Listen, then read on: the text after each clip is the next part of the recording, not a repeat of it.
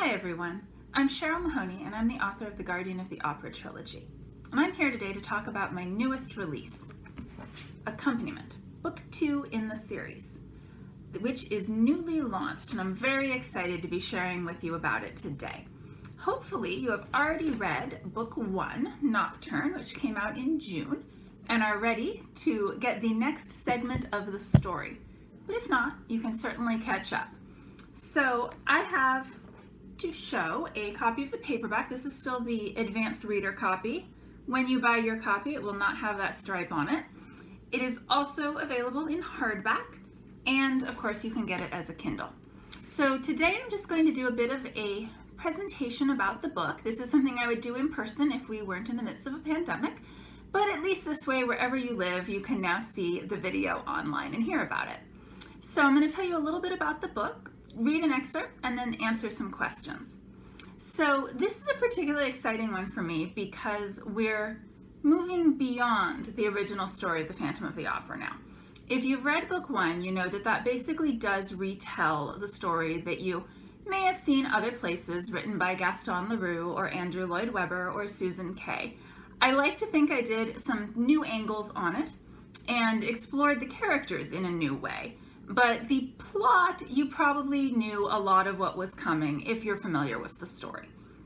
Book 2, however, is moving into completely new territory. There have certainly been other sequels that continue the story beyond the end of the original, but mine is not particularly like any of them, I think. So it's exciting to do something very different. For example, we are staying at the Opera Garnier, not going to, say, New York, for example. And it's set immediately after the events of the previous one, rather than picking up sometime later. So we actually get to see the fallout of what happened at the end. The chandelier crashed, Christine disappeared into the night. How is the Opera House dealing with this? And most importantly, how is Eric, the Phantom, dealing with this? And of course, my heroine, Meg, as well. So Eric, you will see throughout this book, is convinced that he's going to spend the rest of his life mourning the loss of Christine Daae. But I think you will see that that is not actually what he ends up doing or feeling in this book, possibly even to a degree that he doesn't recognize himself.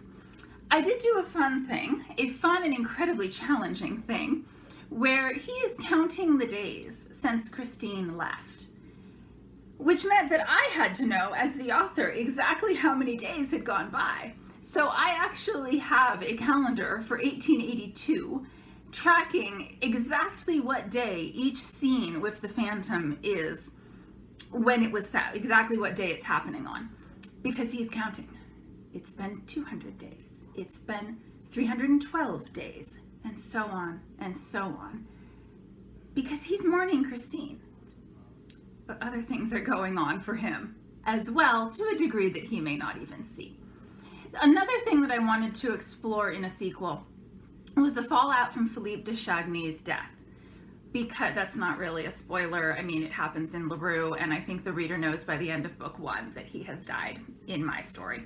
Although the characters don't necessarily all know that yet. So Philippe, for those who do not know him, that would be natural because he's kind of the forgotten character in some ways, I feel. He's in Leroux, he's Raoul's much older brother, and he appears in book 1 of my series. He dies at the end, mysteriously. And then we don't really hear anything about him, and he's not in most versions, including Webber, which of course is the one that I think the most people have seen. So I wanted to explore, well, what does happen when the Comte de Chagny dies mysteriously at the Opera House? Because for good or ill, I just don't think a nobleman dies mysteriously and nobody cares. People are going to be paying attention to that. And in my book in particular, Miffroy, the police commissaire, really cares that Philippe de Chagny died mysteriously at the opera. So that's another big thread of book 2. Miffroy now believes that the Phantom is a real person, and he's going to find him. So that's ongoing throughout the story. The other biggest thread, I would say, is of course Meg herself and what's going on with her. I really enjoy she gets to come into her own a bit more in this book. There is a third book, so it's an ongoing progression. But she was by necessity a bit of an observer in book one. She had things going on herself, but of course a lot of the focus is on her amazing, dramatic, beautiful friend Christine. But Christine is gone now. She's very, very present in many ways. As I said, Eric is counting the days. But she's not actually there anymore. And Meg gets to take the center stage a little bit more.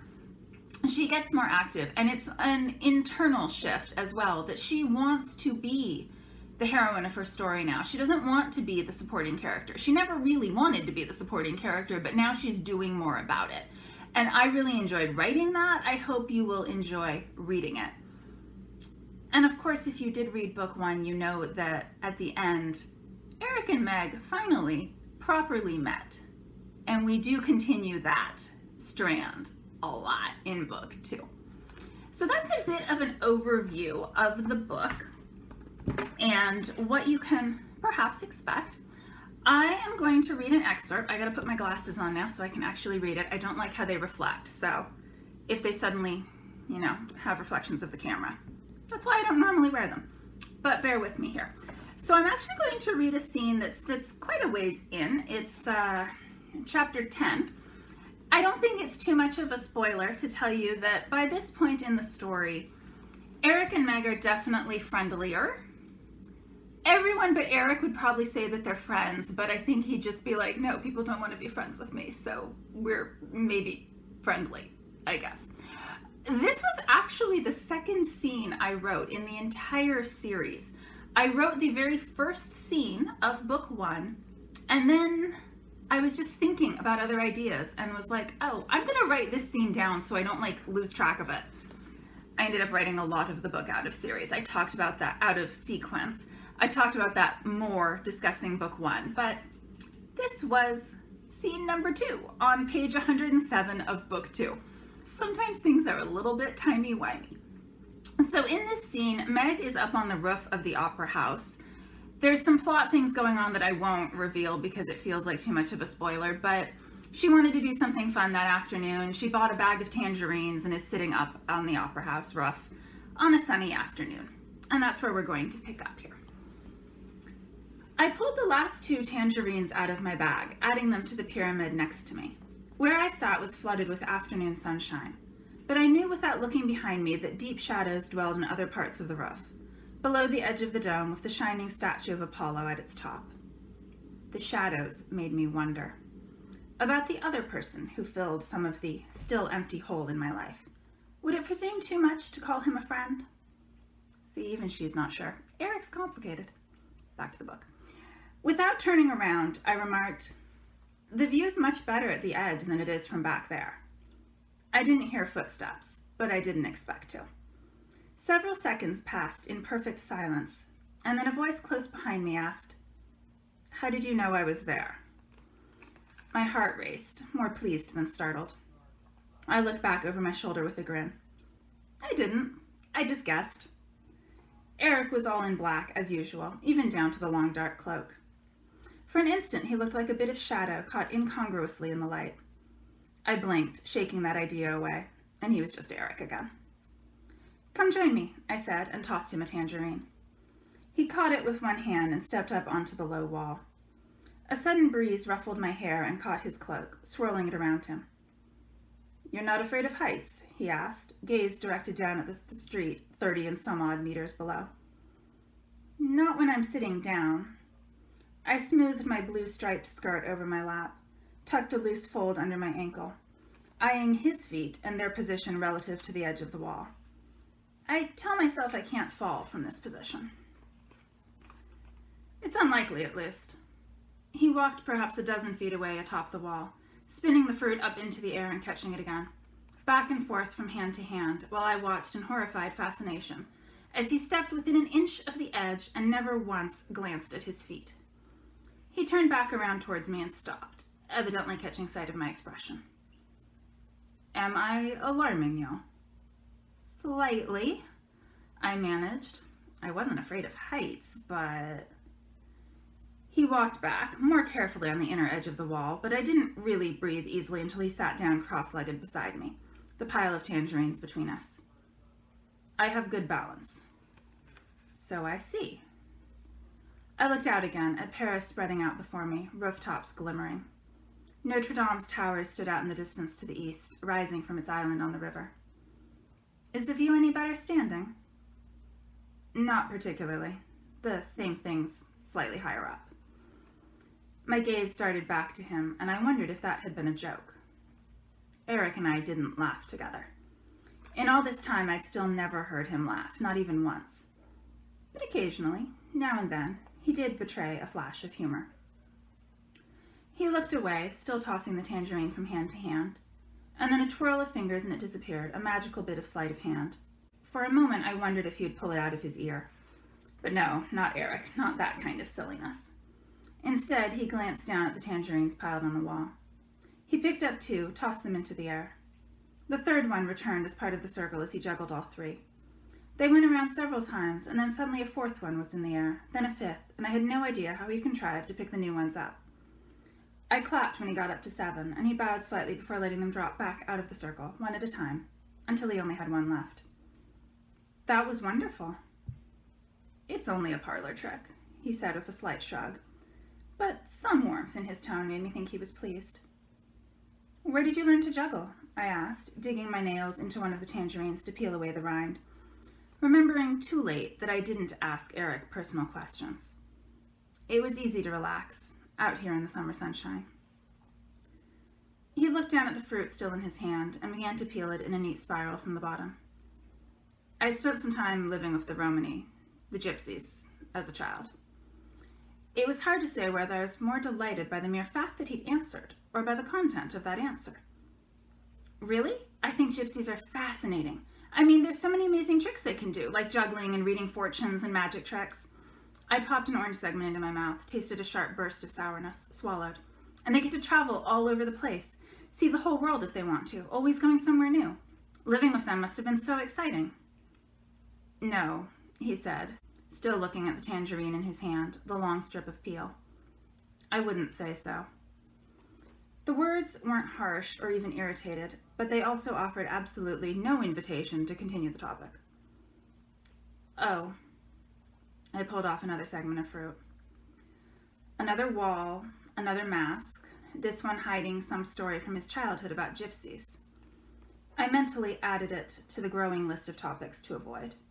Christine headed the list, and this one added in right after Persia. Well, I ate the orange segment carefully, slowly. Before I was finished, he asked, "Do you come up here often?" I was frankly relieved. When I can. I don't know why more people don't. I feel as if I can see the whole world from up here. It's actually only a few miles, he said, and if he had been someone else, I would have thrown a peel at him. But it does feel that way, he added, and I forgave him. So they continue along, and hopefully that gives you some insight into the book and the relationship between the two of them, which does grow and evolve as it goes forward. Meg is very aware that Eric is very complicated to talk to, but he's so interesting too, and I hope that is how you will find it reading the book. So I'm going to do a bit of Q&A now, and I hope it'll tell you a little bit more about the book. So again, it's Accompaniment, Book 2 of the Guardian of the Opera trilogy, now available for purchase.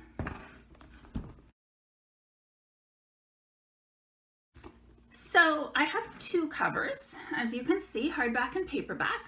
Let's start over here because it's simpler.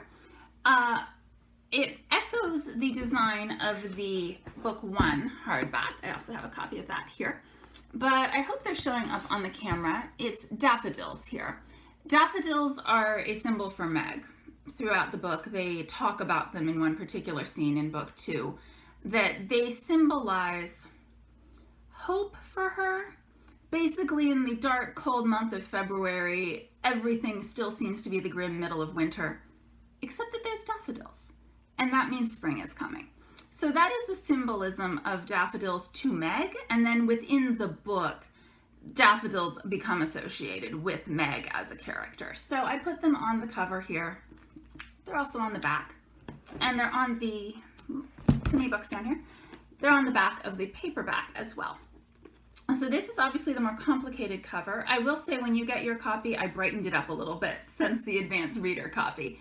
So I think it looks a little bit warmer now than it did originally.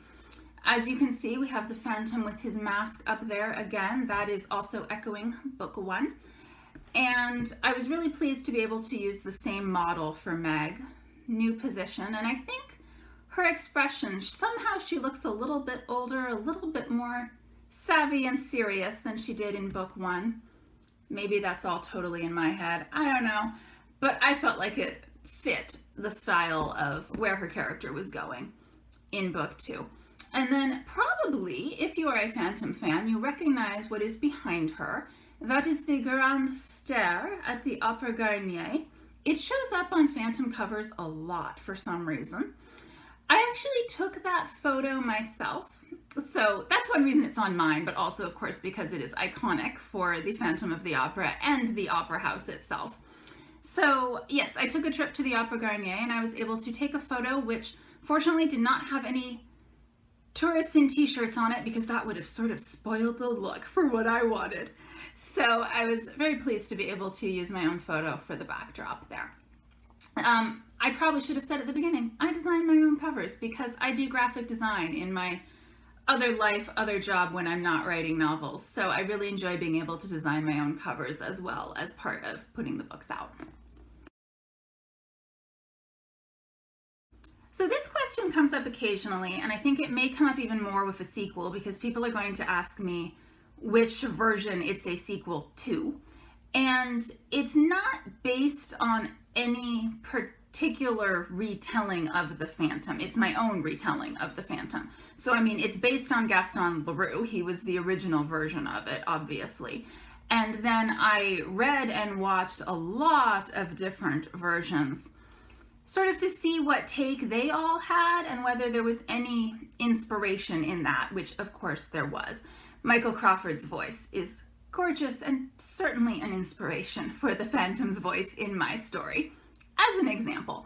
But my version really is its own version. So book 2 is a sequel to my book 1. It's not a sequel to Andrew Lloyd Webber, for example. It's a sequel to my version. So I guess the answer to which version is it based on, I mean Gaston Leroux, but otherwise none of them or all of them. But really it's my own. So there were a few things I had to cut out over the course of revision. I've mentioned a few times that Eric and Meg are building this friendship and they're talking to each other. And that's usually how I describe it, that they're talking to each other, because they really didn't get to talk in book 1. Virtually not at all. I mean, there's a couple of moments that they don't literally never talk, but very little. Once they start talking in book 2, they really like talking to each other, apparently. At least I was writing it out of order. I wrote a lot of scenes. I ended up with a lot of scenes that were basically them exploring some topic that was definitely interesting and explored some aspect of their characters or the Phantom's history, and I hope that the scenes that are in are interesting and engaging. But I had a lot, and I ended up not putting all of them in because it was a lot. So I had to remove a few conversations that I didn't feel were moving things forward as much as others. I also had a chapter that survived until very, very late in the process where they're celebrating Christmas. And I loved it, and it was fun, and I think quite sweet, but it also did not move the plot forward at all. And I finally was like, I have to let it go. We're gonna take that chapter out. It may show up, maybe it'll be on my blog or in some sort of companion piece at some point in the future. So I'm sorry if you read the book and it kind of moves quickly from November to January. I had to take Christmas out. It gets mentioned, and maybe you'll be able to read it somewhere else. So Basically, no. When I originally started this, I thought that the entire trilogy might be 1 or at most 2 books.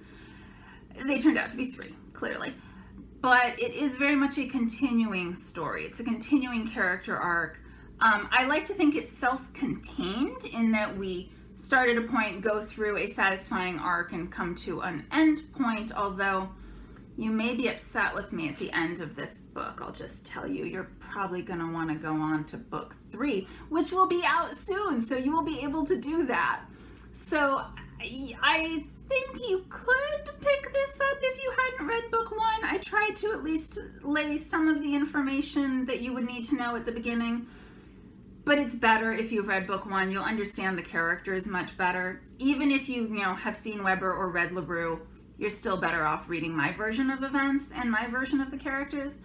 And then, yeah, I think you're going to want to read book 3. I hope you will anyway. Don't, tell the other books, but book 3 is my favorite of the series. So that will be out soon. But for now, I hope you'll read book 1 if you haven't, and book 2, which is now available.